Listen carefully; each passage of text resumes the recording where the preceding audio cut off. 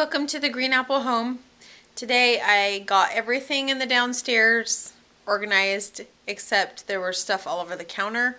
So I took everything and put it all in one place that wasn't where it belonged. So like you see over here, there's no extra thingies, piles of paper and stuff is what I'm trying to say. Like I still need to put up some of the food. Okay, but right here is where the action is. And I decided to put it all in one place because then it didn't look so crazy everywhere else.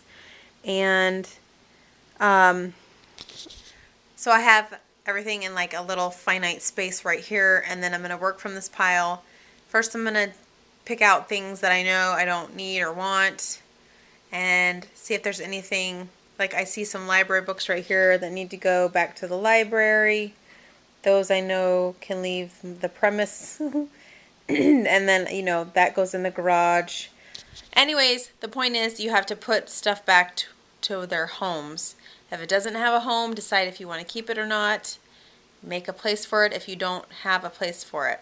There was a point in time where a lot of my house looked like this, just like random piles of crap everywhere. Just random piles of crap. So don't despair if your home is like this, because you can do it.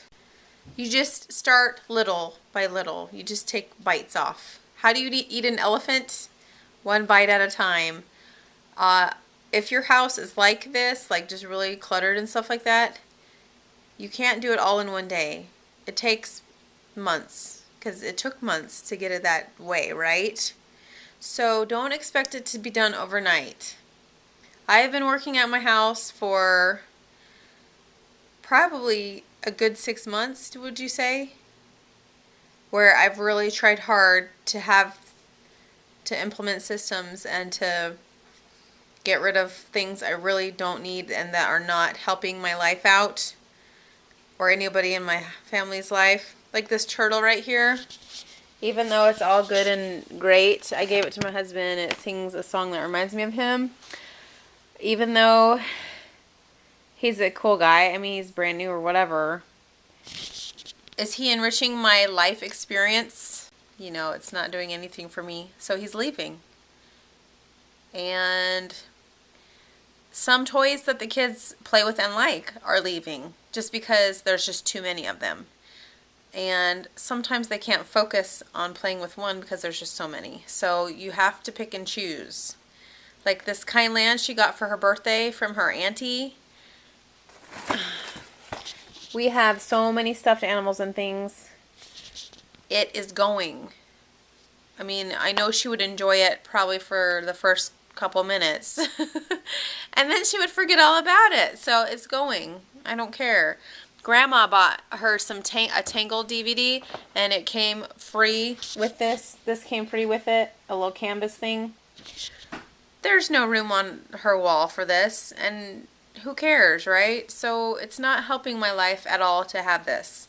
And I could say, oh, well, I can keep it later, you know, to give to her when we move, or if she gets her own room, or if there's a birthday party, I can give it away to someone. You can do that if you have room for it. If you have a bin for it, mark it, label it, you know, for birthday parties or whatever. If you have room for it, have a finite space for it. Once the bin's full, don't buy any more or don't keep any more. You got to get rid of it. What else am I going to say about this? Most of this stuff is just stuff that's out of place. Like I know this belongs in the bathroom. It's just a matter also of training your kids to do it too. Like you can do it till you're blue in the face, like put things back in their home, but unless you train your family to help you out and do it too, it doesn't really come to much. You can't let the clutter overwhelm you. It's hard not to be overwhelmed sometimes by your junk, your stuff. Sometimes when you look at all your stuff around you and you're like, where in the world do I begin? And you just kind of meander around your home going, I'm hopeless. How do I start? Just start somewhere. Start somewhere small. Start somewhere where it's going to visually make an impact. I would say like a countertop. You know, it's going to be clear. You can see progress. A kitchen sink, you know, if it's cleaned out and shiny, that's progress. If you're in a bedroom, you can see a bedspread and the bed's made, that's a good place to start. But you have to pick something and start somewhere. And you're not going to get to your journey's end unless you take that first step. So sometimes the hardest part is just starting. So just start. It's good to sit down and make a plan too about it. Think about what do you want this from out of the space. Because sometimes if you know what you want out of it, it's easier to get rid of the things that are not contributing to your ultimate goal for that space. So say if your goal is to make your space, you know, a place where you can relax, peaceful, restful, somewhere where you can come in and put your briefcase up and then be able to sit down and enjoy a show, then anything that is not contributing to that in this area has to leave or find a different home in your house.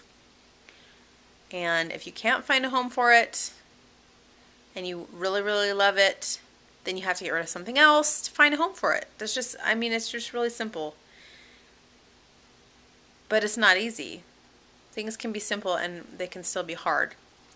So the concept is simple. But, I mean, I've had those moments where you just throw up your hands and you say, that's it. I'm just going to bomb my house.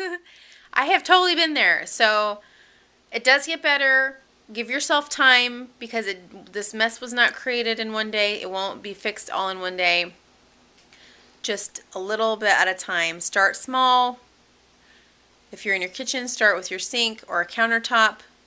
You know, just clear, even if it's, you know, I got rid of 2 boxfuls of magazines today or whatever. Just start small. Start small. The only way you can change your life, is by doing something small every day, something daily to contribute towards the ultimate change you want in your life. So if you want a clean house that's clutter-free and that is peaceful, that your kids can come in and you can have company over and not feel embarrassed when the cable man comes, who just came yesterday, and I was like, please, you know, disregard the mess around you. The only way you can have that happen is if you do something, if you do act something daily in your life, small. Just implement a small change in your life, and that change will grow and make other things easier to change, and eventually those little small changes will add up to something big. And I can see that working in my life now. I am starting small, but still, I mean, you see it right here. I've got crap, right? But even so, over here is not crap. Like, you're not crap either. So I'm not overwhelmed anymore. Like, I used to be overwhelmed. I still need to tell them my HGTV story because I think that's a good story and it has a good moral to it. But, gosh, that's a later date. I've got so many vlogs I've got to edit. Anyways, just do your best. You can do it. Don't get overwhelmed. Start small. Do something daily, small, to change habits, to make a change in your life. And that's what I'm telling you today. All right. Well, thanks for watching, and we'll see you next time on The Green Apple Home.